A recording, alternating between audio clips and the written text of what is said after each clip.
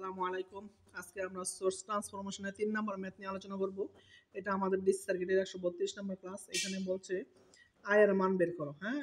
3 ohm রেজিস্টরের ভিতর দিয়ে কত কারেন্ট প্রবাহিত হইতেছে এটা আমাদেরকে বের করতে হবে।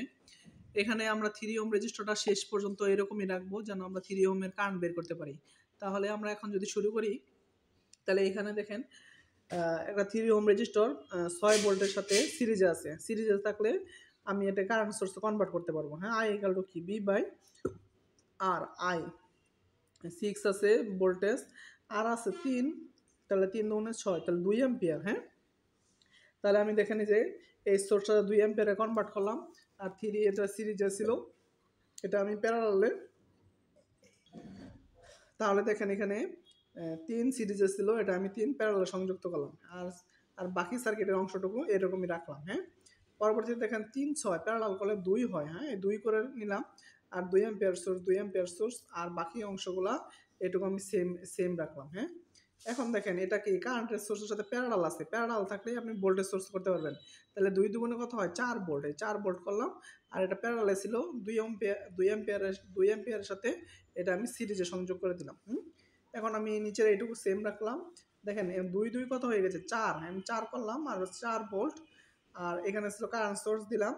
আর এটা যেহেতু সিরিজ সার্কিট, হ্যাঁ, সিরিজ সার্কিটে কারেন্ট সমান থাকে, এই জন্য আমি কি করে নিলাম? 1 আর 3 কত? 4 করে নিলাম। সিরিজে যেহেতু কারেন্ট সমান, এই জন্য সিরিজে যতগুলো রেজিস্ট্যান্স থাকবে আপনি যোগ করে একটা করে নেবেন, সমস্যা হবে না কোনো। এখন দেখেন এটা কি আছে? এটার সাথে ভোল্টেজ সোর্সটা সিরিজ আছে। ভোল্টেজ সোর্স যদি রেজিস্টারের সাথে সিরিজে থাকে কারেন্ট সোর্স করা যায়। হ্যাঁ, তাহলে আমি যে 4 ভাগ, তাহলে কি হলো? I কত হবে? B বাই R না? B কত?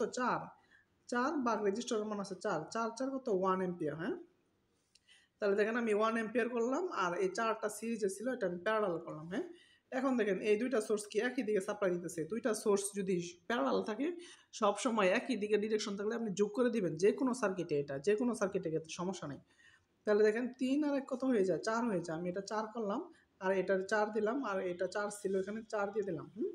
এখন যদি আপনি কারেন্ট ডিভাইডার রুল ব্যবহার করেন, তাহলে এটার এই 4 ওহমের ভিতর দিয়ে কত কারেন্ট যাচ্ছে এটা বের করতে পারবেন। তাহলে আমি I নিলাম, টোটাল কারেন্ট 4, এই শাখার বিপরীত শাখা কোনটা? এটা। দেখেন এখান থেকে আইসা এখানে ভাগ হইছে, এখানে একত্রিত হইছে। এই পাশে একটা অংশ আসছে, আবার এই পাশে একটা অংশ আছে। এই অংশের বিপরীত পার্ট হচ্ছে এটা।